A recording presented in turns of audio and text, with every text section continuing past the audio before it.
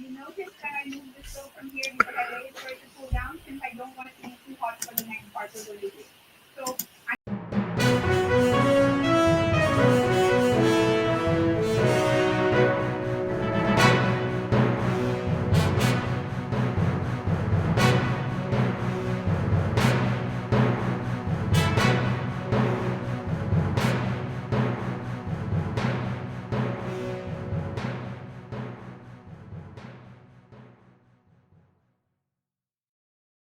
Information with you is one, I was raised in Washington, D.C. up until I was 23. I moved to suburbia, but I worked there up until I was 70 years old. I've been robbed. I've been stabbed at. My car was trying to take away from me. I've seen the city be burnt down after Dr. King was killed. And so these things, if I share with you, I believe you might have a different viewpoint about President Trump trying to get crime under control. A little history, Washington, D.C. was originally 100 square miles.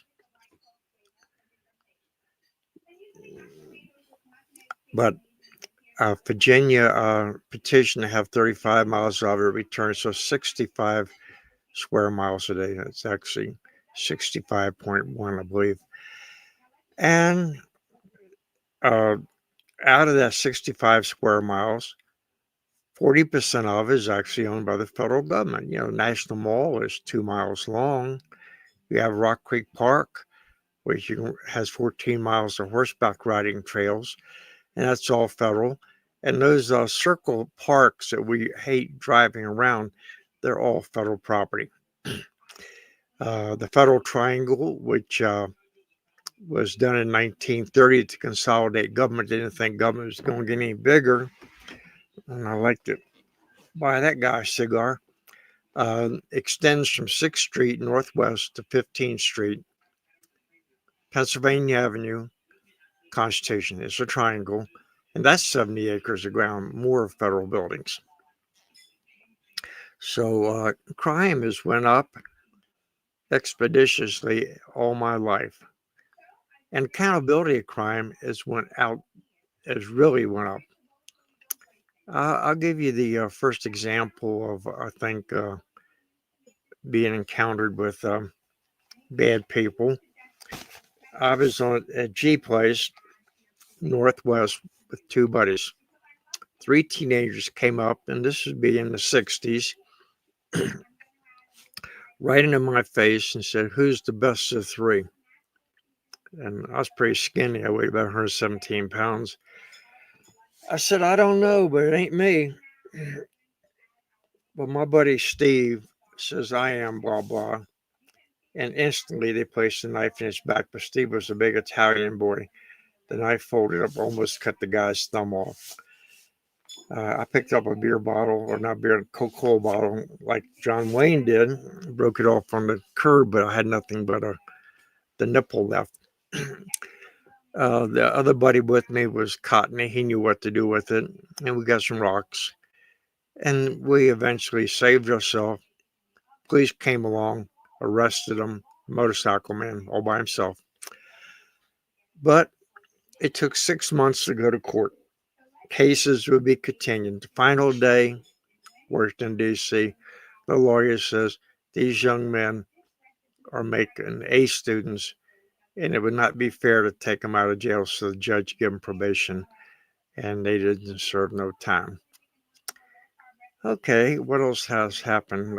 I made some notes here. Okay, I went to work in a department store for 7 years, and in the department store, I caught a couple criminals. I was department manager. If you get your hands on them before they got to the door, they didn't fight. Drugs weren't so prevalent, but shoplifting was bad in those days. And it would be very common. The store detectives shared this with me, and these were DC retired police officers, so they knew what they were talking about. They could arrest a person at 10 o'clock in the morning, and in the afternoon catch them again trying to steal the money, steal so they could pay the bondsman back. Okay, let's see what else happened then. Okay, I became a bus driver, and Dr. King was killed. That's a very sad day in our history. We're a nation of laws. Dr. King was a very great man. He sacrificed his life. He was arrested many times to advance the cause of liberty for all of us, not just blacks. Okay, I was over at Arlington National Cemetery. I wasn't actually a tour guide, and I was just a driver and help return people.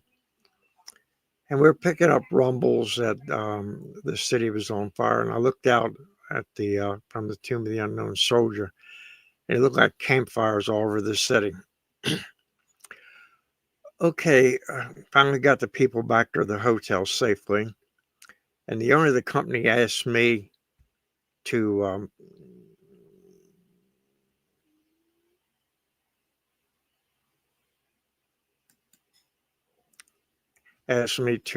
get one of the ladies back over in Southeast, a very bad part of Washington, D.C. Even those days. Her name was Josie, and so got over at Nichols Avenue. That's now Martin Luther King Avenue. And the shop center was just being a small shopping center was just being looted. People had bikes, they had everything over their head. It was a black area, and it looked almost like ants on a piece of bread in that intersection. Well, the car in front of me stopped for red light, and about 7, 8 of these punks started punching on the driver. Josie, was my passenger, yelled out that they're going to kill us, and I said, no, they're not. I put my car in, it was in gear, it was automatic. And I went around the car, but one of the thieves stood in front of me, had a mattress over his head to stop me, but no, I wasn't going to stop. I weighed 121 pounds. I wasn't good at fighting.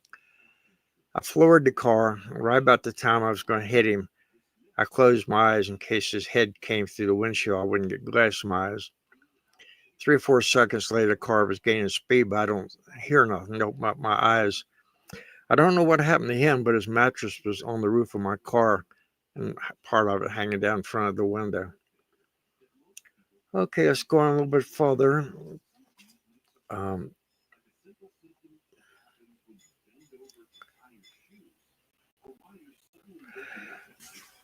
I was in my 50s, and I was on Rhode Island Avenue.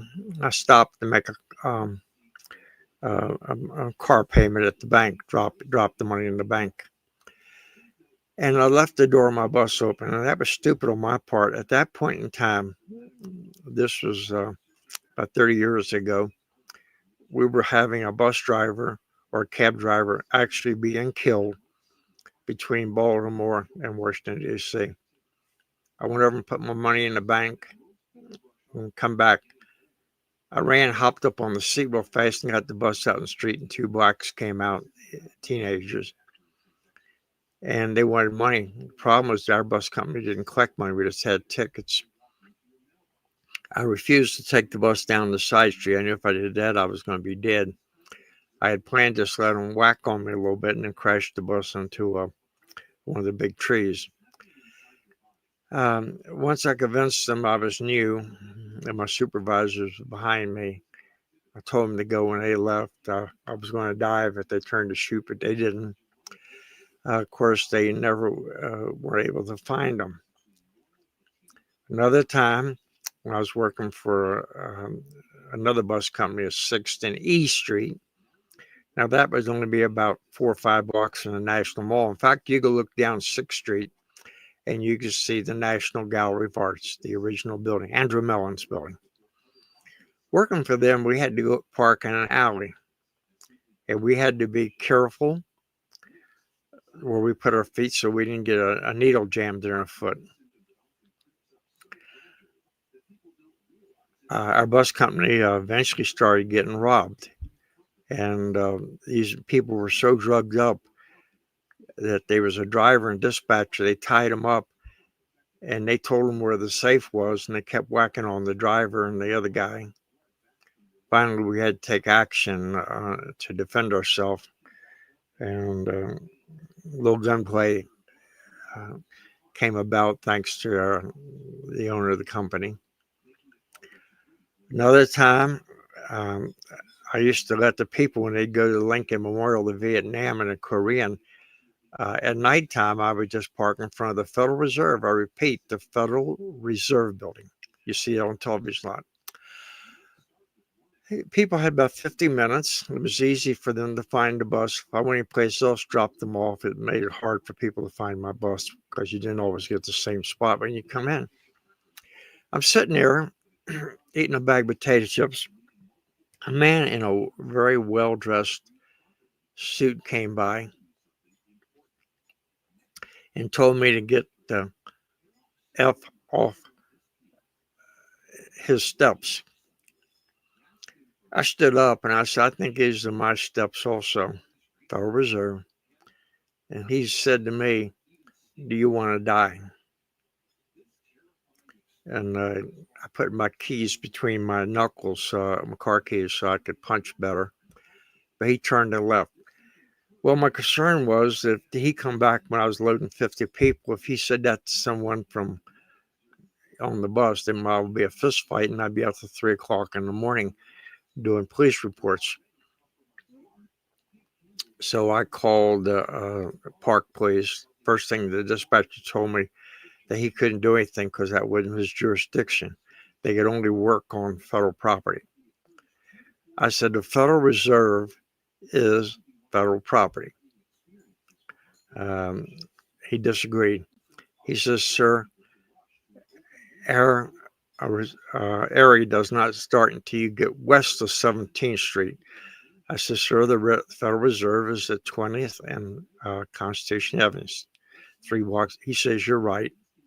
And they sent a very nice police officer over there. Now, these are just a few of the things I come in contact with. But the federal government is not a state. I mean, the Washington, D.C. is not a federal state. It's a district. President has the right to do this.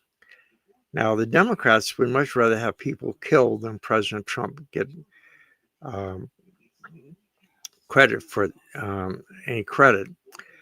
But at the end of the day, mark my words, President Trump is going to save more black lives than Black Lives Matter ever intended to do. We have a right to take back the city. People have a right to walk down the streets and not get robbed, get the cars broken into. So it is a federal city, uh, and Trump is well within, and not only within his rights, he's obligated as the commander in chief to make things right for us. Well, thank you very much, and please come back.